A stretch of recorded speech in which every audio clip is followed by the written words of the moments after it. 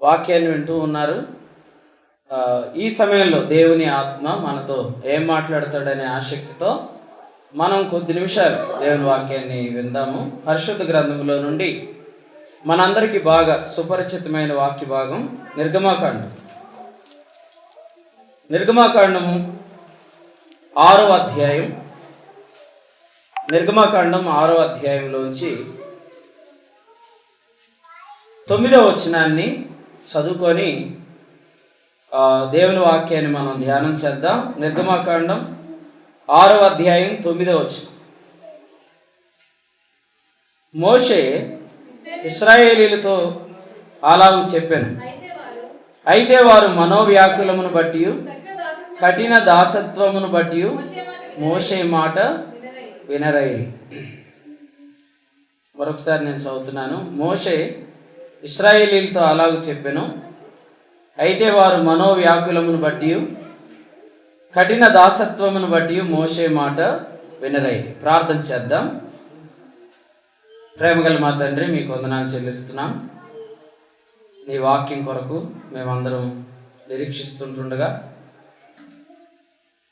మా నిరీక్షణ అయిన యేసు ప్రభువును మాకు అనుగ్రహించమని మమ్మల్ని ప్రేమిస్తున్నందుకు స్తోత్రం చెల్లిస్తూ, అనుభవం కలిగిన మీ దాసులను బట్టి వారు నాయన ఈ ఆంధ్రాలో, తమిళనాడులో, ఆ ప్రాంతాల్లో నాయన అనేక సంవత్సరాల నుంచి వారు చేస్తున్న సేవను బట్టి వందనాలు. అత్యల్పులమైన మేము కూడా వారి సంఘములో, ఈ సహవాసంలో, మీ సన్నిధిలో ఉండటానికి మీరు ఇచ్చిన కృపగా వందనాలు చెల్లిస్తూ, యేసు ప్రభువును మా మధ్యలో మీరు బయలుపరచండి. ఆ మహిమను ప్రతిఫలింపజేసే నాయన కృప అందరికి అనుగ్రహించమని యేసు ప్రభు నామంలో ప్రార్థిస్తున్నాము తండ్రి. మనం చదువుకున్న ఈ వాక్య భాగంలో నుండి దేవుని వాక్యాన్ని మనం కొద్ది నిమిషాలు ధ్యానం చేద్దాం. మరొకసారి నిర్గమాకాండం 6వ అధ్యాయం 9వ వచనాన్ని చదువుదాం. చూడండి, నిర్గమాకాండం 6వ అధ్యాయము 9వ వచనం. సహోదరులు ఎవరైనా మరి చదివి వినిపించండి. 6వ అధ్యాయం 9వ వచనం దగ్గరగా చదవగలిగితే చదవండి. మోషే ఇశ్రాయేలీలతో అలాగూ చెప్పెను, అయితే వారు మనోవ్యాకులమును బట్టి కఠిన దాసత్వమును బట్టి మోషే మాట వినరైరి అనే మాట ఇక్కడ మనం చూస్తున్నాం. మనం కూడా చాలాసార్లు దేవుని మాట మనం వినలేమన్నమాట. అసలు మనం దేవుని మాట వినలేకపోవడానికి గల కారణం ఏంటి ఇక్కడ చెప్పాడు. అదేంటంటే కఠినమైన దాసత్వం. హృదయం ఏమైపోయింది అంటే కఠినమైపోతుంది. హృదయం కఠినమైపోవటం వల్ల మనం ఆయన మాటను వినలేని వారంగా అయిపోతాం. ఈ కాఠిన్యత అనేది ఎప్పుడు వరకు ఉంటుందో అప్పుడు దాకా కూడా మనం ఆయన మాట మనం వినలేం. అయితే ఈ కాఠిన్యత మనలో నుంచి ఎలా పోతుంది? ఈ హృదయ కాఠిన్యత అనేది మనలో ఎలాగూ పోతుంది. అది ఎలా పోతే మనం ఆయన మాట వినగలుగుతాం అనేది మనకు తెలియాలి. హృదయ కాఠిన్యతను బట్టి మనం ఆయన మాట వినలేం. ఇటువంటి హృదయ కాఠిన్యత మరి ఎలా పోతుంది, లేదా అది ఎలా వస్తుంది అనేది కూడా ఇక్కడే మనం చూడవచ్చు. ఒకసారి 6వ అధ్యాయం 6వ వచనం చూడండి. 6వ అధ్యాయం 6వ వచనం. కాబట్టి నీవు ఇశ్రాయేలీయులతో ఎలాగ చెప్పుము, నేను యెహోవాను, నేను ఐగుప్తీయులు మోయించు బరువుల క్రింద నుండి మిమ్మును వెలుపలికి రప్పించి వారి దాసత్వంలో నుండి మిమ్మును విడిపించాను అని చెప్పాడు కదా. ఈ వచనంలో నేను మిమ్మును విడిపించాను అని ప్రభు చెప్పాడు. నేను మిమ్మును ఎక్కడి నుంచి విడిపించాను అన్నాడంటే బరువుల క్రింద నుండి విడిపించాను అన్నాడు. ఎలా విడిపించాడు ఇక్కడే చెప్పాడు. చూడండి ఎలా విడిపించాడంటే నా బాహువు చాపి అన్నాడు. ఈ అధ్యాయంలో 3 పర్యాయ పదాలు ఉన్నాయి. నా హస్తం అన్నాడు, నా చెయ్యి అన్నాడు, నా బాహు అన్నాడు. 6వ అధ్యాయం మొదట్లో హస్తం అన్నాడు, ఇప్పుడు మనం చదివిన 6లో బాహు అన్నాడు, 8లో చెయ్యి అన్నాడు. ఆయన తన బాహువు చేత, తన యొక్క హస్తము చేత, తన చెయ్యి చేత ఆయన ఐగుప్తులో నుండి ఇశ్రాయేలీలను బయటికి తీసుకొని వచ్చాడు. బయటికి తీసుకొని వచ్చినాక కూడా వారు ఆయన యొక్క విడుదలను నమ్మలేకపోయారు. ఇప్పుడు చూడండి, యేసు ప్రభు మనల్ని రక్షించాడు కదా, మనల్ని విడిపించాడు కదా. మనల్ని విడిపించినా కూడా మనం ఆ విడుదలను నమ్మలేని వారంగా ఉంటాం.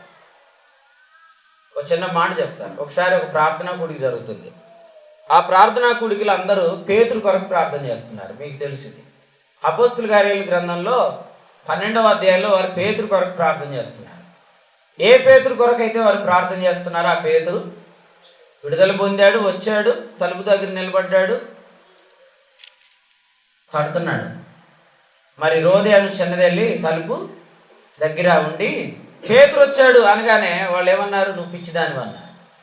వాళ్ళు దేని కొరకు ప్రార్థన చేస్తున్నారో ఆ ప్రార్థన సమాధానం వారి దగ్గరికి వచ్చింది, కానీ ఆమెను వారు పిచ్చిదన్నారు. మనం ఎన్నో పాటలు పాడతాం కదా, రక్షించిన ఓ దేవా శిక్షింపక మమ్ము నీవు, నా రక్షక యేసయ్యా నీకే స్తుతులు, ఇలా ఎన్నో పాటలు పాడతాం కదా.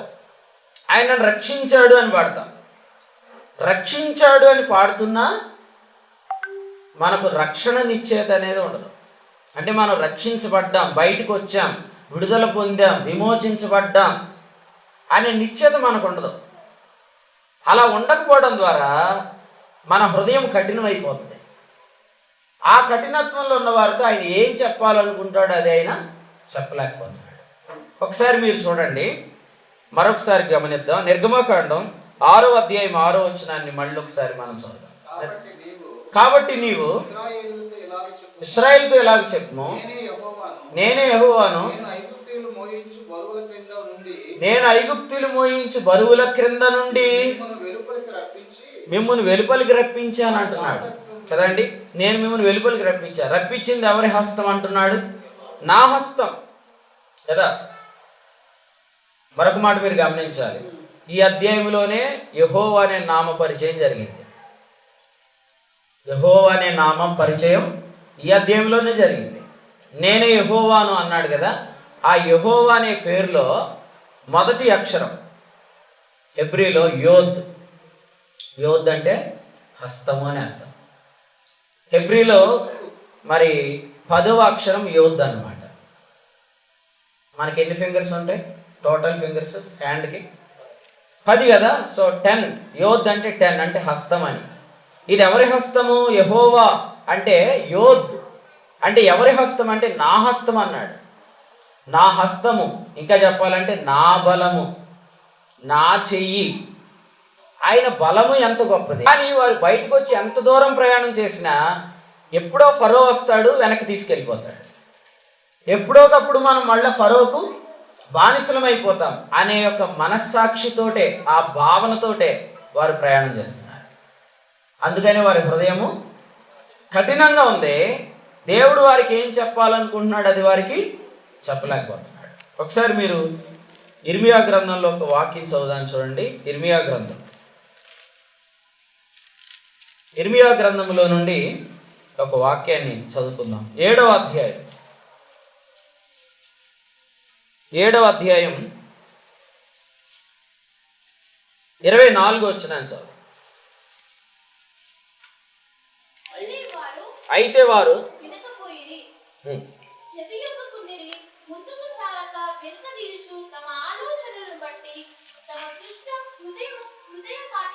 ఆ మాట గమనించండి. వాళ్ళు ముందుకు సాగలేదంట, వెనుకకు తీస్తున్నారంట. దేన్ని బట్టి? తమ ఆలోచనలను బట్టి. ఏంటి వారి ఆలోచన? అంత ఈజీగా మనం ఫరో నుండి బయటకు వచ్చేస్తామా? అంత ఈజీగా ఐగుప్తు నుంచి విడుదల సాధ్యమా? వాళ్ళు నమ్మలేకపోతున్నారు. అందుకనే వారు వెనక్కి తిరుగుతున్నారు. వెనక్కి తీస్తున్నారంటే వెనకేముంది? ఐగుప్తు ఉంది. వెనక ఎవరున్నారు? ఫరో ఉన్నాడు. మీరు గమనించినట్లయితే ఫరో బలాన్ని ఆయన ఎర్ర సముద్రంలో సమాధి చేశాడు. వారు కళ్ళారా చూశారు ఆ సమాధిని. వారు చూసినా కూడా వాళ్ళ హృదయంలో వారి హృదయ కాఠిన్యత అనేది ఉంటుంది. వాళ్ళు ఎదుర్కొంటున్న పరిస్థితులను బట్టి, వారికున్న బరువులను బట్టి వారికి ఏదో హృదయ కాఠిన్యత ఉంటుంది. అందుకని మనం చెప్తున్నప్పుడు వారు వినలేరు.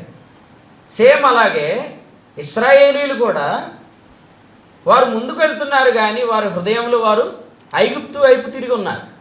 అందుచేత వారితో దేవుడు మాట్లాడుతున్నాడు, కానీ వారు వినలేకపోతున్నారు. దీని అంతటి గల కారణం ఏంటంటే ఆయన బలాన్ని వారు నమ్మలేకపోయారు, ఆయన హస్తాన్ని వారు నమ్మలేకపోయారు. ఒక మాట మనం గమనిద్దాం. అసలు వీరందరూ ఒక పాట పాడారు కదా, వీళ్ళు పాడిన మొదటి కీర్తన చూడండి, నిర్గమాకాండంలో నుంచి ఒక మాట గమనిద్దాం. 15వ అధ్యాయం మొదటి వచనం చాలు. మోషే ఇశ్రాయేలీయులను యెహోవాను గూర్చి కీర్తన పాడిరి, యెహోవాను గూర్చి గానం చేసేదను. చూడండి, ఇక్కడ వారు ఏమని పాడారంటే 2వ వచనంలో యెహోవాయే నా బలము అని పాడారు కదా. వారు ఏమని పాడారండి? యెహోవాయే నా బలము నా గానము అని పాడారు. పాట పాడారా లేదా? కానీ వారు డౌట్ పడింది ఇప్పుడు ఎక్కడ? ఆ బలం విషయంలోనే వారు డౌట్ పడింది ఎక్కడ? ఆ హస్తం విషయంలోనే, ఆ చెయ్యి విషయంలోనే వారు డౌట్ పడ్డారు. అసలు వీరు పాడినప్పుడు కూడా వీరు ఏమని పాడారు చూడండి, 13వ వచనం. రికార్డింగ్. నీవు విమోచించిన ఈ ప్రజలను నీ కృప చేత. ఇప్పుడు చెప్పండి, వాళ్ళు బయటికి రావడానికి గల కారణం వారు ఏమని నమ్మారంటే అది మా బలం కాదు, నీ కృప కదండి. కృప అంటే అర్థం ఏంటి? మా వల్ల కాదు, మీ వల్లే బయటకు వచ్చాం అన్నారు. కృప అంటే అర్థం ఏంటంటే మా వల్ల కాదు, నీ వల్లనే. రోమపత్రిక 11:6లో చెప్పాడు. కృప అంటే అది క్రియల మూలమైనది కాదు, అంటే మా క్రియలను బట్టి కాదు, కేవలం నీ ఉచితమైన కృపను బట్టే బయటకు వచ్చామన్నారు. కానీ బయటకు వచ్చినాక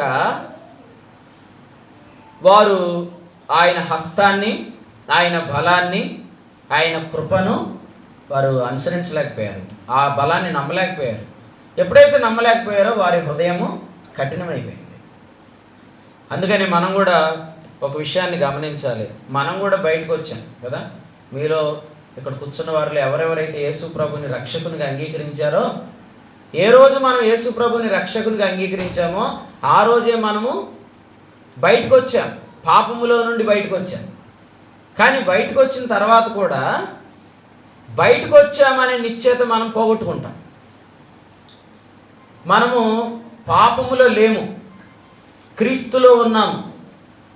మనము లోకములో లేము, మనం పరలోకంలో కూర్చున్నాము అనే వచనాలు మనం నమ్మలేకపోతాం. ఒకసారి చూడండి, దైవ గ్రంథంలో యేసు ప్రభు ఒక మాట చెప్పారు. యోహాను సువార్త 17వ అధ్యాయం 16వ వచనం చదువుతాం.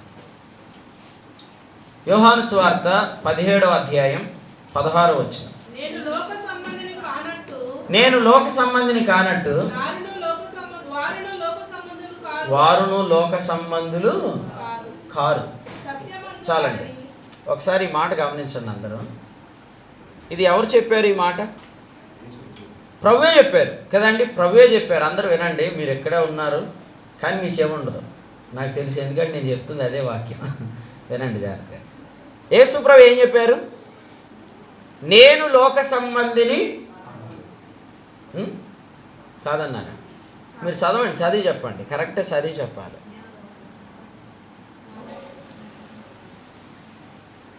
తీసారా? అందరు తీసారా? యోహాను 17:16 తీసారా?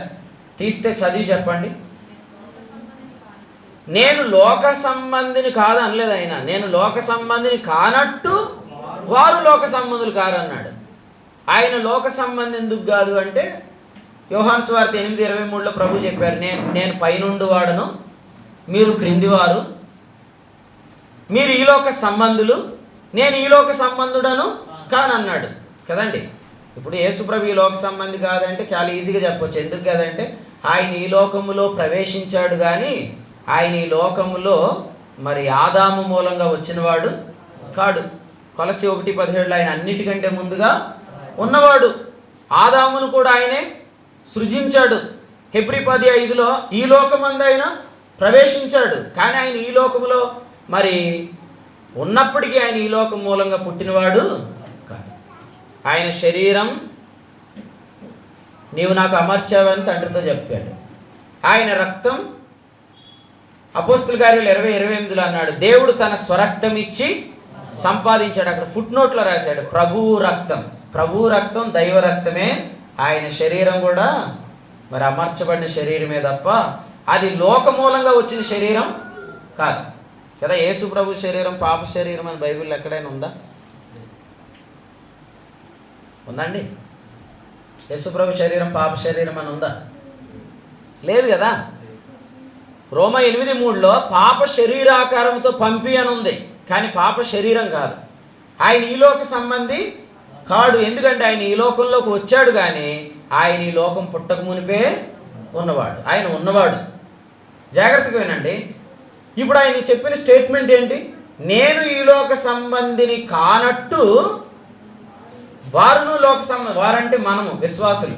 అప్పటికి ఎంతమంది విశ్వాసులు ఉన్నారో వారిని ఉద్దేశించి చెప్పాడు, వారును లోక సంబంధులు కారన్నాడు. అంటే ఎంతమంది యేసు ప్రభుని నమ్ముకున్నారో మనం అందరం యేసు ప్రభులాగా ఈ లోక సంబంధులం కాదు. నమ్ముతారు మీరు? మనం ఈ లోక సంబంధులం కాదు అంటున్నాడు. అసలు ఈ లోక సంబంధులం కాదనే దాని అర్థం గలతీ పత్రిక 6వ అధ్యాయంలో పౌలు గారు ఎలా చెప్పారు. ఒకసారి ఆ మాట కూడా చూద్దాం. చూడండి, గలతీలకు రాసిన పత్రిక 6వ అధ్యాయం 15వ వచనాన్ని చదువు.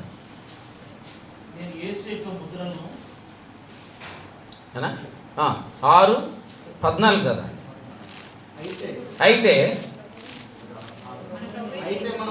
ప్రభు అయిన యేసుక్రీస్తు సిలువ యందు నేను అతిశయిస్తున్నాను అన్నాడు. ఎందుకండి? ఎందుకు అతిశయిస్తున్నాడు? దానివల్ల నాకు లోకమునకు నేనును సిలువ వేయబడి ఉన్నా. పౌలు ఒక్కడే వేయబడ్డాడా? విశ్వాసులందరూ వేయబడ్డారా? పౌలు కొరకు యేసుప్రభు సిలువ వేయబడ్డాడా? మనందరి కొరకునా? మనందరం యేసుప్రభుని అంగీకరించామంటే ఏం అంగీకరించామంటే, యేసుప్రభువా నీవు నా కొరకు సిలువ వేయబడ్డావు అని అంగీకరించామంటే మనం కూడా యేసుప్రభుతో పాటు సిలువ వేయబడ్డాం. గలతీ 2:20 దేనికి? 3 మాటలు చెప్పాడు గలతీ పత్రికలో. అందులో 3వ మాట ఏంటంటే లోకానికి. 2:20లో పాపానికి అన్నాడు, 5:23లో శరీరానికి అన్నాడు. ఇప్పుడు మనం చదివిన వచనంలో దేనికి అన్నాడు చెప్పండి? లోకానికి. లోకానికి సిలువ వేయబడ్డామంటే అర్థం ఏంటి? లోకానికి మనం ఏమయ్యాం? చచ్చిపోయాం కదండి. సిలువ అంటే ఏంటి? కోమలోకి వెళ్ళాడు యేసుప్రభు. సిలువలో ఎక్కడికి వెళ్ళాడు చెప్పండి? చనిపోయాడు. ఇది చూచిన వాడు సాక్ష్యం ఇచ్చున్నాడు. ఆయన ప్రక్కలో పొడవుగా నీరును రక్తము కారెను. అంటే అర్థం ఏంటంటే కన్ఫామ్గా ఆయన చనిపోయాడు. ఆయన చనిపోయాడు అంటే మనం కూడా చనిపోయాం. దేనికి చనిపోయాం? ఇప్పుడు చెప్పిన మాట లోకానికి. నా వైపు చూడండి అందరూ. లోకములో ఉన్నాం కానీ మనం ఈ లోక సంబంధులము. యేసు ప్రభు ఈ లోక సంబంధం ఎందుకు కాడంటే ఆయన అన్నిటికంటే ముందున్నాడు, ఈ లోకంలోకి వచ్చాడు. మనం ఈ లోక సంబంధం ఎందుకు కాదంటే మనం ఈ లోకం విషయంలో చచ్చిపోయాం. ఇది నిజమా అనే స్వరం సాతానుదే. ఇది నిజమా అనే స్వరం సాతానుదే. మనం లోకానికి చచ్చిపోయామంటే ఈ లోక సంబంధులు వేరు, మనం వేరు. ఆ నిశ్చయత మనకు రావాలి.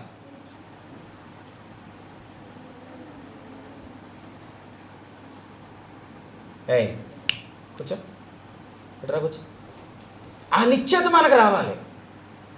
ఆనాడు ఐగుప్తులో నుండి వారు బయటకు వచ్చారు, కానీ మేము బయటకు వచ్చాం, ఇక ఎన్నటికీ మేము ఐగుప్తుకు బానిసలము కాదు అనే నిశ్చయత వారికి లేదు. ఈనాడు మనం కూడా యేసుప్రభుని నమ్ముకున్నాం, కానీ ఈ లోకం ఎదుర్కొంటున్నవన్నీ మనం వింటున్నప్పుడు మనం కూడా బెదిరిపోతున్నాం. కానీ మనం తెలుసుకోవాలి, మనం ఈ లోకంలో ఉన్నాము, కానీ మనం ఈ లోకం విషయంలో సిలువ వేయబడి ఉన్న ఈ లోకానికి వస్తున్న వార్తలు, ఈ లోకం వింటున్న విషయాలు, ఇవేవి కూడా మనకు సంభవించకుండా ప్రభు చేయగలడు అని మనం నమ్మాలి. ప్రభుకి స్తోత్రం. మీకు అర్థమైందండి? ఒక మాట మళ్ళీ చదువుదాం. చూడండి, యోహాను సువార్త 14వ అధ్యాయం 16వ వచనం చూడండి. యోహాను సువార్త 14వ అధ్యాయం 16వ వచనాన్ని చదువుదాం. యోహాను 14:16 చదవండి. నేను తండ్రిని వేడుకొందును, మీ వద్ద ఎల్లప్పుడూ ఉండుటకు ఆయన వేరొక ఆదరణకర్తను, సత్యస్వరూపియగు ఆత్మను మీకు అనుగ్రహించును. అందరూ చదవండి. 17 వచ్చిన అందరూ చదువుతారా? యోహాను 14:17 అందరూ చదవండి. లోకం ఆయనను చూడదు, ఆయనను ఎరుగదు, గనుక ఆయనను పొందనేరదు. మీరు ఆయనను ఎరుగుదురు, ఆయన మీతో కూడా నివసించును, మీలో ఉండదు. ఇది సత్యమని ఎంతమంది నమ్ముతున్నారు మీలో? ఇది సత్యమే కదా? లోకం పరిశుద్ధాత్మను పొందిందా? నువ్వు పొందావా? మనమే పొందాం, లోకం పొందలేదు. లోకం పొందలేదు కానీ మనం ఎందుకు పొందామంటే మనం ఈ లోక సంబంధులము కాదనటానికి ఆయన మనకు ముద్రేశాడు. అసలు మనం ఎంత ధన్యులమంటే, ఒకటి యేసు ప్రభువు ద్వారా లోకము నుండి మనం వేరయ్యాం. 2 పరిశుద్ధాత్మ ద్వారా మనం లోక సంబంధం కాదని ముద్ర కూడా పొందుకున్నాం. Double confirmation. We are not belongs to this world. మనం ఈ లోకానికి చెందిన వారము కాదు. ఇప్పుడు చూడండి, ఒక మాట చెప్తా. మరి తమిళనాడు ఆయన ప్రార్థన చేశారు కదా ఇందాక, అంటే నాకు అప్పుడు ఒకటి గుర్తొచ్చింది. ఈరోజు ఒక చెల్లి నాకు తనకు వచ్చిన ఒక కళను చెప్పింది. అంటే ప్రభువు తనకి ఒక విషయాన్ని చెప్పింది. ఆ విషయం ఏంటంటే, తమిళనాడులో జరుగుతున్న ఒక సభ, ఆ సభలో మరి జరుగుతున్న వాక్య పరిచర్య, అందులో తమిళంలో పాటలు పాడటం గురించి చెప్పింది. ఇందాక జస్ట్ ఒక సాయంకాలమే ఇది జరిగింది. అంటే మీరు ప్రార్థన చేసినట్టు గుర్తొచ్చింది. ఇప్పుడు మనలో ఎవరైనా తెలుగు రాని వాళ్ళు ఉంటే, మనకు తమిళ్ మాత్రమే వస్తే, మనం ఇంటికి పోతే న్యూస్ ఛానల్ ఏది చూస్తాం? TV9 తెలుగు చూస్తారా? TV9 తమిళ్ చూస్తారా? కదా? అట్లానే ఈ లోకం వేరు, మనం వేరు అన్నప్పుడు మనకు సమాచారం ఇవ్వటానికి ఆయన మన కొరకు ప్రత్యేకమైన మీడియాని ఇచ్చాడు, ఛానల్ ఇచ్చాడు. ఆ ఛానల్ ఎవరంటే ఇక్కడే చెప్పాడు చూడండి. యోహాను సువార్త 16వ అధ్యాయం 13వ వచనం చూద్దాం. యోహాను సువార్త 16వ అధ్యాయం 13వ వచనం. అయితే ఆయన అనగా సత్యస్వరూపి అయిన ఆత్మ వచ్చినప్పుడు మిమ్మును సర్వసత్యములోనికి నడిపించును. ఆయన తనంతట తాను ఏమీ బోధింపక, అందరూ చదవండి ఇక్కడి నుంచి, ఏముంది దగ్గర నుంచి, వేటిని వినునో వాటిని బోధించి సంభవింపబో సంగతులను. అంటే మన న్యూస్ ఛానల్ ఎవరు? పరిశుద్ధాత్ముడే. మనకి ఏం జరుగుతాయో అన్ని పరిశుద్ధాత్ముడు చెప్తాడు. లోకానికి ఛానల్స్ ఉన్నాయి, కానీ లోకానికి లేని ప్రత్యేకమైన ఛానల్ మనకుంది. సో ఈ లోకానికి లేని ప్రత్యేకమైన ఛానల్ ద్వారా ఏం జరుగుతాయి అనేది మనం తెలుసుకోవాలి. మీ అందరి బైబిల్లో ఉంది ఈ మాట? అడుగుతున్నా. మీరు అంటే నన్ను ఎట్లా చదువుతున్నారంటే ఇది నా బైబిల్లో ఉందన్నట్టు చూస్తున్నారు. ఉందా లేదు మీ బైబిల్లో? యేసు ప్రభువుని మీలో ఎంతమంది రక్షకునిగా అంగీకరించారో మనము ఏ సంగతులు వినాలో కూడా చెప్తున్నాడు. మనం ఏం వినాలంటే, లోకం వినేవన్నీ మనకు సంభవిస్తాయని మనము ఎదురు చూడాల్సిన అవసరము లేదు. పరిశుద్ధాత్ముడు ఏం చెప్పాడో అవన్నీ మనకు సంభవిస్తాయని మనం ఎదురు చూడాలి. ఎందుకంటే మనం వేరు, లోకం వేరు. ఈ మధ్యలో ఒక వార్త వస్తుంది, ఇక జలప్రళయమే అని వస్తుంది. ఇక జలప్రళయమే అనే వార్త ఎక్కువగా పొద్దు నుంచి అదే చూసామనుకోండి టీవీలో, రాత్రికి వాక్యం ఏం చెప్తాం? నోవహు జలప్రళయం గురించి చెప్తాం. అంటే అవి మనల్ని ఖచ్చితంగా ఏం చేస్తున్నాయి? ప్రభావం చూపిస్తున్నాయి. కానీ అలా కాకుండా పరిశుద్ధాత్ముడు నీతో ఏం మాట్లాడుతున్నాడు అనేది నిన్ను ప్రభావితం చేయాలి. ఎందుకంటే మనం వేరు, లోకానికి సంభవించేది మనకు సంభవించదు అనేది మనం నమ్మాలి. ఎందుకంటే లోకం నుండి ఆయన మనల్ని ఏం చేశాడంటే వేరు చేశాడు. ఒక మంచి మాట చదువుదాం. కొరింథీయులకు రాసిన మొదటి పత్రిక, ఇది ప్రభు బలలో చదివే భాగమే. ఒకసారి సందర్భాన్ని పురస్కరించుకొని ఒక్కసారి చదువుదాం. కొరింథీయులకు రాసిన మొదటి పత్రిక 11వ అధ్యాయం. కొరింథీయులకు రాసిన మొదటి పత్రిక 11వ అధ్యాయం 32వ వచనం చదువు. కొరింథీయులకు రాసిన మొదటి పత్రిక 11వ అధ్యాయం వచనం 32 చదువుకుంటున్నాం. మనము తీర్పు పొందిన ఎడల లోకముతో పాటు మనకు శిక్షావిధి కలుగకుండునట్లు ప్రభువు చేత శిక్షింపబడుచున్నాం. చూసారా, రెండు పదాలు ఉన్నాయి. అందరూ జాగ్రత్తగా వినండి. బైబిల్లో పదాలు చదివేటప్పుడు మనం వాటిని ఆలోచన చేస్తూ చదవచ్చు. ఒక చోట ఎలా ఉంది, ఏమనంటే దేహశిక్ష శరీరేచ్ఛ నిగ్రహంలో ఎన్నిక చేయబడింది కాదని ఉంది. అక్కడ దేహము శరీరం రెండు ఉన్నాయి. దేహము అంటే ఇంగ్లీష్లో బాడీ అని ఉంది, శరీరం అంటే ఫ్లెష్ అని ఉంది. అలాగే ఇక్కడ మనం చదివిన దగ్గర శిక్షావిధి శిక్షణ రెండు పదాలు ఉన్నాయి. శిక్షావిధి శిక్షణ కదండి. శిక్షావిధి ఎవరికంటే లోకానికి, శిక్షణ ఎవరికంటే సంఘానికి. జాగ్రత్తగా వినండి. మన పిల్లలను మనం ఏం చేస్తాం? శిక్ష చేస్తాం. శిక్ష చేసేటప్పుడు కూడా దేవుడు యూదుల్ని శిక్ష చేసేటప్పుడు ఏమన్నాడంటే, మరి 1 తక్కువ 39 దెబ్బలే కొట్టమన్నాడు. ఇంకా ఎక్కువ కొడితే నీ సహోదరుడు కాడని ఎంచి నువ్వు కొడుతున్నావని చెప్పాడు. అలాగే దేవుడు కూడా మనల్ని శిక్ష చేసేటప్పుడు, మనల్ని కొట్టేటప్పుడు నా కుమారుడా అని సంబోధించి కొడతాడు. ఎబ్రీ పత్రిక 12లో నా కుమారుడా అని ప్రభువు చేయు శిక్షను తృణీకరించవద్దన్నాడు. అంటే ఆయన మనల్ని కొట్టేటప్పుడు ఫస్ట్ పలికే పదం ఏంటి? You are my son. రెండవది, తాను ప్రేమించు అని గద్దిస్తాడు, శిక్షిస్తాడు. అంటే కొట్టే ముందు ఏం చెప్తాడు? బికాజ్ యు ఆర్ మై బిలోవర్డ్, నువ్వు నా ప్రియుడు కాబట్టి నేను కొడుతున్నాను అంటాడు. కానీ శిక్షావిధి అనే అనుభవం వేరు. అది లోకానికి. లోకమైన పిల్లలు కారు కాబట్టి లోకాన్ని శిక్షావిధిలోకి ఉంచాడు, మనల్ని శిక్షణలోనికి తెచ్చాడు. We have no condemnation but we have chastening. Because we have no condemnation, మనకు శిక్షావిధి లేదు కాబట్టి శిక్ష చేయబడుతున్నాం. ఇక్కడ ఏం చెప్పాడు? లోకముతో పాటు మీరు కాదు అంటున్నాడు. అసలే ప్రభు బల్ల దగ్గర ఒక ఆదరణకరమైన విషయం ఏంటంటే, మీరు లోకముతో పాటు కాదు అని కూడా అక్కడ జ్ఞాపకం చేసుకోండి. నన్ను జ్ఞాపకము చేసుకున్నట్టుగా దీనిని చేయడు అన్నాడు కదా. అంటే అర్థం ఏంటంటే, ఏం జ్ఞాపకం చేసుకోవచ్చు అంటే అక్కడ మీరు లోకముతో పాటు కాదు, నేను మిమ్మల్ని లోకంతో పాటు ట్రీట్ చేయట్లేదు అని చెప్తున్నాడు. లోకంతో పాటు ట్రీట్ చేస్తే యేసుప్రభు వచ్చినప్పుడు లోకం ఎక్కడ ఉంటుందండి? అది ఉగ్రతలోనికి వెళ్ళిపోతుంది తర్వాత. కానీ ప్రభు మనల్ని రాబోయే ఉగ్రత నుండి తప్పిస్తాడు. ఈ మాట కూడా ఒకసారి చదువు. నేను 2 మాటలు చెప్పాను.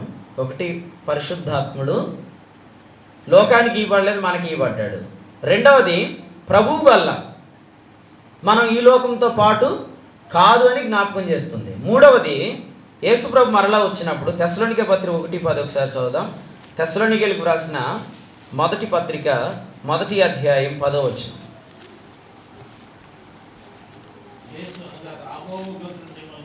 రాబోయే ఉగ్రత నుండి మనలను తప్పించుచున్న ఆయన కుమారుడైన పరలోకం నుండి వస్తాడు. యేసుప్రభు ఇప్పుడు ఎందుకు వస్తున్నాడంట? రాబోయే ఉగ్రత నుండి మనల్ని తప్పించాడు. అమ్మా, ఆయన మనల్ని అగ్నిగుండం నుండి తప్పించాడు కదా. కొరింథీ పత్రిక 3:15 అన్నాడు, అగ్నిలో నుండి మనం తప్పించబడ్డాం. 2, అనుదినం మన మీద ఉండాల్సిన స్వభావ సిద్ధమైన దైవోగ్రత నుండి తప్పించాడు. 3, రాబోయే ఉగ్రత దినం నుండి కూడా తప్పిస్తాడు. ఆయన మనల్ని తప్పించాడు, తప్పిస్తున్నాడు, తప్పిస్తాడు.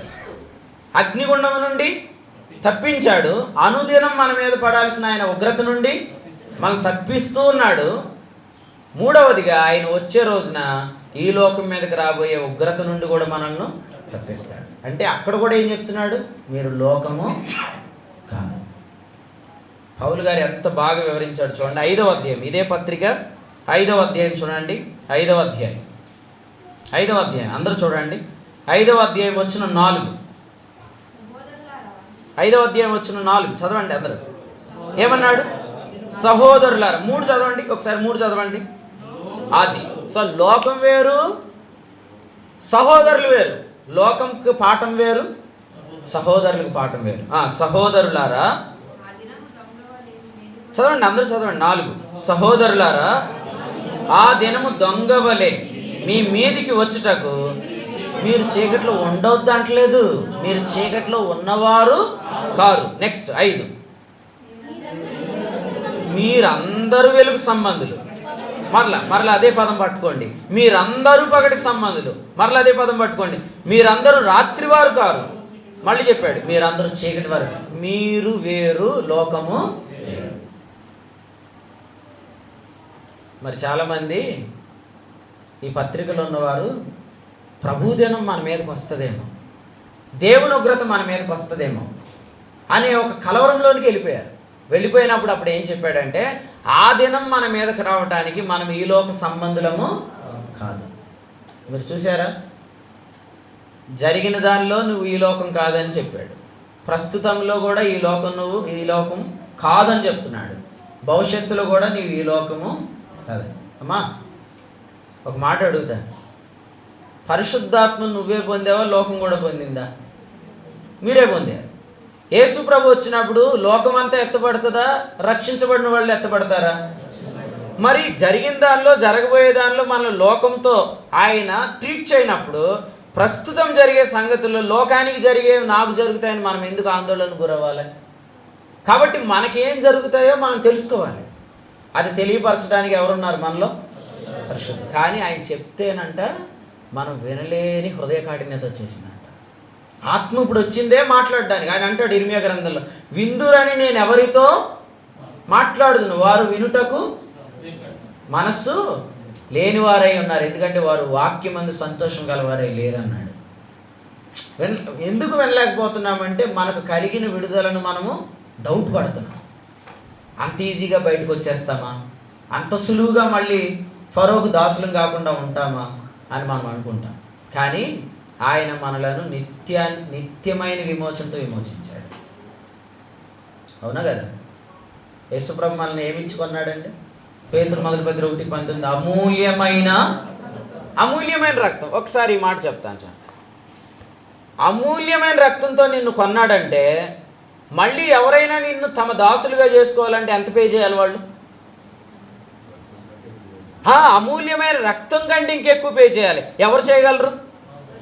ఎవరు చేయలేరు. కాబట్టి 2:7 పేతురు పత్రికలు అక్కడే అన్నాడు, విశ్వసించుచున్న మీకు ఆయన అమూల్యమైన వాడు. యేసు ప్రభు మనకి ఎంత అమూల్యమైన వాడు అంటే, ఆయన మనల్ని కొన్నాడంటే ఇంకా మనల్ని ఎవ్వరు కూడా ఆయన నుండి వేరు చేయలేరు. అంతే. శ్రమలు వస్తాయి రావా మనకి? వచ్చినప్పుడు ఫస్ట్ డౌట్ ఎక్కడొచ్చింది? ఆయన నన్ను వదిలేసాడేమో, లేదా నేను ఆయన నుండి దూరం అయ్యానేమో. అందుకే అంటాడు, శ్రమైన, బాధైన, కరువైన, వస్త్రహీనతైన, చెరైన, ఖడ్గమైన, ఉపద్రవమైన కదండి, క్రీస్తు ప్రేమ నుండి మనలను ఎడబాపు. క్రీస్తు ప్రేమ ఏంటంటే మన కొరకు చనిపోయాడు, అదే ప్రేమ కాదంట. మన కొరకు లేచాడు, అదే ప్రేమ కాదంట. పరలోకానికి వెళ్ళి తండ్రికి కనబడుతూ వీరందరినీ నేను నీకు కొన్నాను అని అక్కడ సాక్ష్యం ఇస్తున్నాడు. ఈ మూడింటిని కలిపి ప్రేమ అన్నాడు. రోమపత్రిక 8:31-37 వచనాలు మీరు చదివితే ఇట్లుండగా ఏమందు, దేవుడు మన పక్షం నుండగా మనకు విరోధి ఎవడు? తన సొంత కుమారుని అనుగ్రహించుటకు వెనుకతీక ఆయనను మన కొరకు అప్పగించిన వాడు ఆయనతో పాటు సమస్తమును మనకెందుకు అనుగ్రహించాడు? దేవుని చేత ఏర్పరచబడిన వారి మీద నేరం మోపువాడు ఎవరు? నీతిమంతులుగా తీర్చువాడు దేవుడే. శిక్ష విధించువాడు ఎవడు? చనిపోయినా క్రీస్తు యేసే. అక్కడ అంటాడు అంతేకాదంటాడు. అంతేకాదు, మృతుల్లో నుండి లేచిన వాడును, దేవుని కుడిపార్శ్వాన ఉన్నవాడును, మన కొరకు విజ్ఞాపనం చేయువాడును ఆయనే. అంటే నేను వాళ్ళ కొరకు చనిపోయినా వాళ్ళ కొరకు లేచాను, వాళ్ళని నీకు కొన్నాను అని ఎల్లప్పుడూ దేవుని చెప్తున్నాడు. ఇది కదా ప్రేమ అంటే. ఇంత ప్రేమ ఉన్నా మనం డౌట్ పడుతున్నాం. ఏమని? శ్రమ రాగానే వదిలేశాడేమో, బాధ రాగానే వదిలేశాడేమో. అప్పుడు ఏమంటాడంటే, ఈ శ్రమలో ఆయన నీతోటే ఉన్నాడని నమ్ము. దీన్ని ఏం చేయాలి? ఇప్పుడు అత్యధికమైన మెజారిటీతో ఓడించాలి. అందుకని అన్నాడు, వీటన్నిటిలో మనం అత్యధిక విజయము పొందుతాం. దేని ద్వారా? అయినను మనలను ప్రేమించిన. అంటే లైఫ్లో ఏది ఎదురైనా ఆయన నిన్ను వదలలేదు అనే నిశ్చయత నీకుంటే వాటిని నువ్వు అత్యధికంగా ఓడించవచ్చు.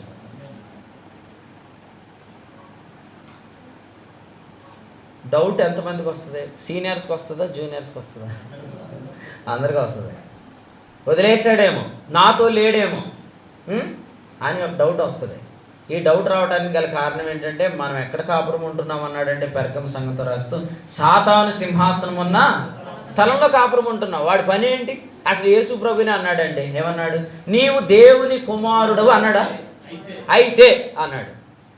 దేవుని కుమారుడు అయితే అన్నాడు. కానీ దానికి ముందే ఆయన దగ్గరికి వాయిస్ వచ్చింది. మత్తయి 3:17 ఏమని? ఈయనే నా ప్రియుడు, నా కుమారుడు. కానీ వాడు వచ్చేమన్నాడు? నీవు దేవుని కుమారుడు అయితే. ఈరోజు కూడా మనకు అస్తమాటి విడుదల విషయంలో ఎందుకు నిశ్చయత కోల్పోతున్నామంటే మనం కాపురం ఉంటున్న స్థలంలో సాతానుగాడు ఉన్నాడు.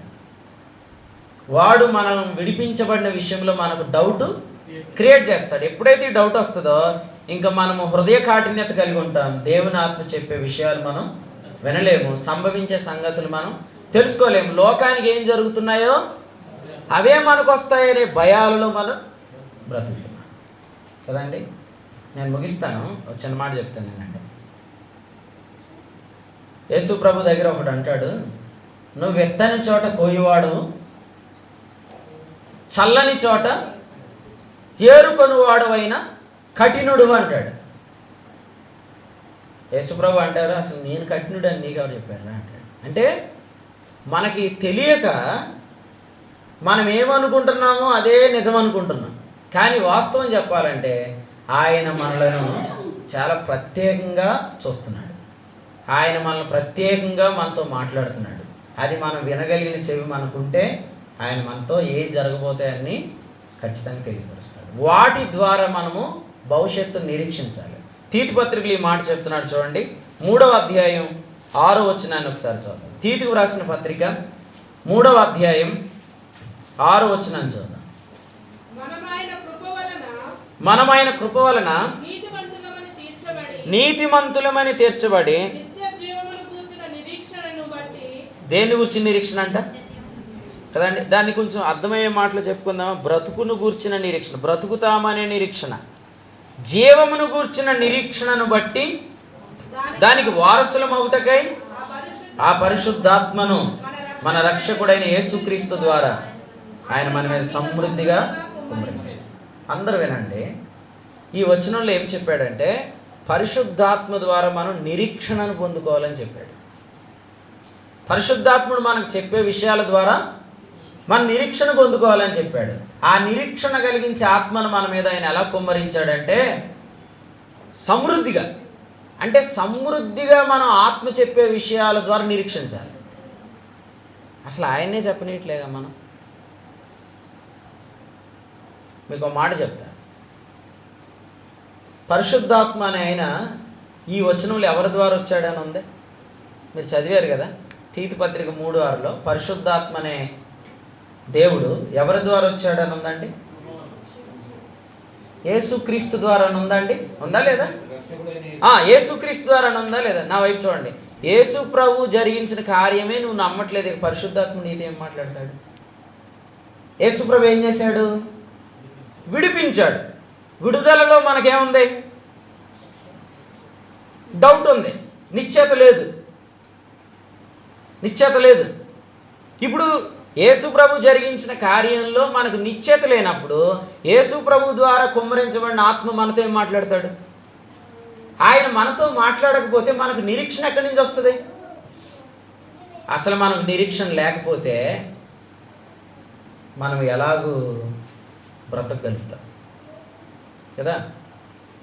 పక్కనే తీతు పత్రికలో, ఇదే పత్రికలో 1:1 ఏం చెప్పాడు ఒకసారి చూడండి. తీతు పత్రిక 1:1 రెండవ లైన్ చదవండి. జీవమును గూర్చిన నిరీక్షణతో కూడిన. అసలు మన భక్తి యొక్క నిర్వచనం ఏంటి? జీవాన్ని గూర్చిన నిరీక్షణతో కూడింది అన్నాడు. ఆ నిరీక్షణ ఇచ్చేది ఎవరు? పరిశుద్ధాత్ముడు. అసలు ఆయన మనతో ఎప్పుడు మాట్లాడగలుగుతాడు? ప్రభు అయిన యేసుక్రీస్తు చేసిన కార్యాన్ని మనం పరిపూర్ణంగా నమ్మినాం. ఈ రాత్రి ఈ కూడికైన తర్వాత మీరు ప్రార్థన చేయండి. ఏమనంటే, యేసు ప్రభు ద్వారా నేను పొందిన విడుదల అది నిత్యమైనది, అది సంపూర్ణమైనది.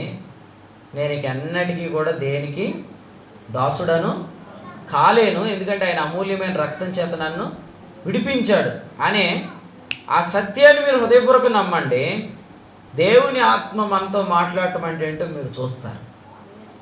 దేవుని ఆత్మ మనతో మాట్లాడినప్పుడు ఆయన మనకు నిరీక్షణను కలిగిస్తాడు. ఆ నిరీక్షణతో కూడిందే భక్తి అన్నాడు కదా, జీవమును గూర్చిన నిరీక్షణతో కూడిన భక్తి అన్నాడు కదండి. ఇంకొక మాట చదువుతారా? హెబ్రీ పత్రిక 3:6 చదవండి. హెబ్రీ పత్రిక 3వ అధ్యాయం 6వ వచనం చదవండి.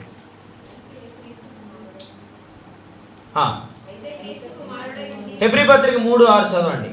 క్రీస్తు కుమారుడై ఉండి ఆయన ఇంటి మీద నమ్మకముగా ఉన్నాడు. అక్కడ ఇలా చెప్పాడు చూడండి, ధైర్యము నిరీక్షణ వలని ఉత్సాహము కదా. నిరీక్షణ ఉన్న వాళ్ళలో ఏముంటుంది? ఎప్పుడు ఉత్సాహం. ఉత్సాహం ఉందా, నిరుత్సాహం ఉందా మీకు? ఉత్సాహం ఉన్నవాళ్ళు ఉత్సాహం ఉందా అనండి. నిరుత్సాహం ఉన్నవాళ్ళు చెప్తారా నిరుత్సాహం ఉందా అంటే? నిరుత్సాహం ఉన్నవాళ్ళు నిరుత్సాహం ఉందా అని కూడా చెప్పట్లేదంటే అది మనకే నచ్చట్లేదు. అంటే మనందరం ఉత్సాహం యొక్క ఫేవరెట్సే. కానీ ఉత్సాహం ఎక్కడి నుంచి వస్తుందండి? నిరీక్షణల నుండి వస్తుంది. రోమ 12:12 కూడా అన్నాడు, నిరీక్షణ గలవారై సంతోషించండి అన్నాడు. మనకు నిరీక్షణ ఉంటేనే సంతోషిస్తాం. కానీ ఆ నిరీక్షణ ఎవరి ద్వారా వస్తుందంటే దేవుని ఆత్మ చెప్పే సంగతులు.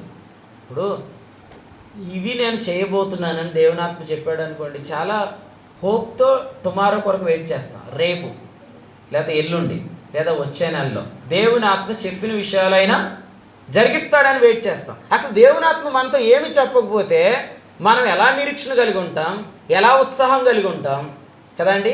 ఇక్కడ ఇంకో మాట చెప్పాడు, అక్కడే చూడండి, ధైర్యం అన్నాడు కదా. బోల్డ్ అని భయాలు ఉన్నాయి మనకి. దానిలో ముఖ్యమైన భయం ఏంటంటే అసలు రేపు ఎలాగో, వచ్చే నెల ఎలాగో, దాన్ని ఏమంటారు సింపుల్గా భవిష్యత్తును గురించిన భయం. అసలు భవిష్యత్తును గురించిన భయం అంతా తొలగిపోద్ది దేవుని ఆత్మ అంతా మాట్లాడితే. ఎందుకంటే దేవుని ఆత్మ ఎవరు చెప్పండి? శక్తియు ప్రేమయు ఇంద్రియ నిగ్రహము గల ఆత్మే కానీ పిరికితనము గల ఆత్మగాడు. తిమోతి 2:1-7 చెప్పాడు. రోమ 8:15 అన్నాడు, మరలా భయపడ్డకు మనం దాస్యపాత్మను పొందలేదు. దేవుని ఆత్మ ఎవరితో ఎక్కువ మాట్లాడతాడో వాళ్ళు భవిష్యత్తును గురించిన ధైర్యంతో నింపబడతారు. ప్రభు మిమ్మల్ని అందరినీ ఆ ధైర్యంతో నింపునుగా. సో ధైర్యము, నిరీక్షణ, ఉత్సాహం, ఈ మూడింటిని కలిపి ఏమన్నాడంటే ఆయన ఇల్లు అన్నాడు. అంటే ఒక ఇంటి వలె ఉంటాం అన్నమాట. ఒక ఇంటి వలె ఉంటాం, ఒక ఇంటి వలె కట్టబడతాం. పునాది వేయడానికి 20 సంవత్సరాలు పడుతుందండి. ఇల్లు ఎప్పుడు కడతాం? మన పునాది ఏది? రెడెంప్షన్, విమోచన కదా. ప్రత్యక్ష గుడారం యొక్క పునాది దేని మీద ఉంది? వెండి దిమ్మలు. వెండి అనగా విమోచన. మన ఫౌండేషన్ ఏది? విమోచన. But we have doubt about our redemption. మనకి విడుదల విషయంలోనే మనకు డౌట్ ఉంది. ఇంకా మనం ఇల్లుగా ఎప్పుడు కట్టబడతాం? అసలు ఇంటిగా కట్టబడితేనంట కొలసి పత్రిక 2:6 చెప్పాడు, కృతజ్ఞతాస్తుతులు చెల్లించడంలో మనం విస్తరిస్తాం. ఈ 4 అనుభవాలు మీ జీవితాల్లోని ప్రభు తీసుకొని రాగలడు. నమ్మండి. ధైర్యం ఇస్తాడు, నిరీక్షణ ఇస్తాడు, ఉత్సాహం ఇస్తాడు, కృతజ్ఞతలో విస్తరింపజేస్తాడు. చివరి మాట చదివి నేను ముగిస్తాను. కొలసీలకు రాసిన పత్రిక చివరిగా ఒక మాట చదువుకొని ఆగుదాం. కొలసీలకు రాసిన పత్రిక 1వ అధ్యాయం 14వ వచనాన్ని చదువుదాం. 14. ఆ కుమారుని యందు మనకు విమోచనము అనగా పాపక్షమాపణ కలుగుచున్నది కదండి. యేసు ప్రభు ద్వారా మనకు ఏం కలిగింది? విమోచనం కలిగింది కదా, విడుదల కలిగింది, పాపక్షమాపణ కలిగింది. ఇప్పుడు విడిపించబడిన వారితో పరిశుద్ధాత్మ మాట్లాడడానికి ఇష్టపడుతున్నాడు. కానీ ఏముంటే మాట్లాడతాడు ఆయన? ఆ విడుదల విషయంలో మనకు సంపూర్ణమైన నిశ్చయత ఉండాలి. రక్షణ విషయంలో మనకు సంపూర్ణమైన, యేసు ప్రభు ముగించిన పని మీద మనకు సంపూర్ణమైన నిశ్చయత ఉండాలి. అప్పుడే దేవుని ఆత్మ మనతో మాట్లాడు. అసలు దేవుని ఆత్మ మాట్లాడే సిలబస్ అది మీకు చెప్తాను, అది మీరు అక్కడ గుర్తుపెట్టుకోండి. ఆ సిలబస్ కొలస్సీ పత్రిక 1వ అధ్యాయము మరి 19 నుండి 23 వచనాలే సిలబస్ ఉంది. అంటే దేవుని ఆత్మ విడిపించబడిన వారితో మాట్లాడే యొక్క మరి సమాచారం 19 నుంచి 23 వచనాల్లో ఉంది. ఓకే, మీరు చూసినట్లయితే తర్వాత ఇంటికి వెళ్ళాక చదవండి. ఇప్పుడు మాత్రం నా వైపు చూడండి, ఒక మాట చెప్తాను. ఈ సంపదను ఏమంటే, ఈ సమాచారాన్ని ఏమంటారంటే క్రొత్త సృష్టి అంటారు. అనండి అందరూ, క్రొత్త సృష్టి. అమ్మా, దేవుడు ఆదామును సృజించాడు, ఆదాము చేతికి సృష్టిని అప్పగించాడు. ఆదాము పాపం చేశాడు కదా, అప్పుడు సృష్టి అంతా కూడా ఏమైందంటే వ్యర్థమైంది. ఇప్పుడు యేసు ప్రభు నన్ను విడిపించాడు. నన్ను విడిపించినప్పుడు ఆదాముకు అప్పగించిన సమస్తాన్ని కూడా ఆయన విడిపించి దాన్ని దేవునితో సమాధానపరిచి, ఇప్పుడు ఆ సమాధానపరచబడిన ఆ సృష్టినే మనకు వారసత్వంగా పరలోకంలో భద్రపరిచాడు. కొంతమందిని ఏమంటాం మనం అంటే, మరి మీరు అంటారు లేదు, నువ్వు నా కొడుకు వేరా, నువ్వు నా కొడుకులు అంటాడు అంటారు. వాడు దాన్ని సీరియస్గా తీసుకొని అయితే నీ ప్రాపర్టీ రాయమంటే ఆ మాటకు వద్దు, ఆ మాటకైతే కొడుకు కాదంటాం కదండి. మరి దేవుడు మనల్ని కొడుకులు అన్నాడా లేదా? మనల్ని కొడుకులు అన్న తర్వాత, కొడుకులు అన్న ప్రతిసారి ఏమన్నాడు? నీవు దాసుడవు కావు కుమారుడువే, కుమారుడు అయితే వారసుడు అన్నాడు. అంటే మనల్ని కుమారులే నేను సరదాగా అనలేదు, నువ్వు కుమారుడు అయితే దేర్ఫోర్ నువ్వు వారసుడు అన్నాడు. మరి మన వారసత్వం ఏది? కుమారులమైన మన వారసత్వం ఏదంటే ఆయన విమోచించిన సమస్తం, ఆయన తండ్రికి సమర్పించిన సమస్తం, క్రీస్తులో ఇప్పుడు ఆయన సమకూర్చిన సమస్తం, ఆ సమస్తమే క్రీస్తులో ఉన్న మన స్వాస్థ్యం. మరి ఎంత సిలబస్ ఉంది మనం దేవుని ఆత్మ ద్వారా వింటే. విన్న ప్రతిదీ మన జీవితంలో కలుగుతుంది. మనకెంత మన జీవితంలో అది ఎంత విడుదలైందో దేవునికి అంత మహిమ కలుగుతుంది అనమాట. అసలు మన కుమారులు అనే దానిలోనే నిశ్చయత లేకపోతే మన వారసత్వం ఎప్పుడు అడుగుతాం? మీకు కాలేబు కూతురు తెలుసా కదండి? అడిగిందా లేదా? ఏమడిగింది? స్వాస్థ్యం అనండి సింపుల్గా. ఏమడిగింది? ప్రాపర్టీ, ఇన్హెరిటెన్స్, స్వాస్థ్యం అడిగింది. కూతురు అనే నిశ్చయత ఉందా? నిశ్చయత లేదా ఆమెకి? కూతురు అనే నిశ్చయత ఉంది కాబట్టే స్వాస్థ్యం అడిగింది. ఇప్పుడు మనం విమోచించబడ్డామనే నిశ్చయత ఉంటేనే మన స్వాస్థ్యం ఏంటో మనం దేవుని ఆత్మ ద్వారా వినగలుగుతాం. మరి ఎంత స్వాస్థ్యం ఉందో తెలుసా? ఒక మాటలో చెప్పాలంటే ద్వితీయోపదేశకాండం 18:2 యెహోవాయే నా స్వాస్థ్యం అన్నాడు. He is our inheritance. యేసుప్రభువే మన స్వాస్థ్యం. అసలు యేసుప్రభు గురించి చెప్పాలంటే ఎన్ని సంగతులు ఉన్నాయన్నాడు హెబ్రీ పత్రికలో. ఈయనను గురించి చెప్పవలసిన సంగతులు ఇంకా అనేకమైనవి ఉన్నాయి, కానీ వివరించడానికి సమయం చాలు.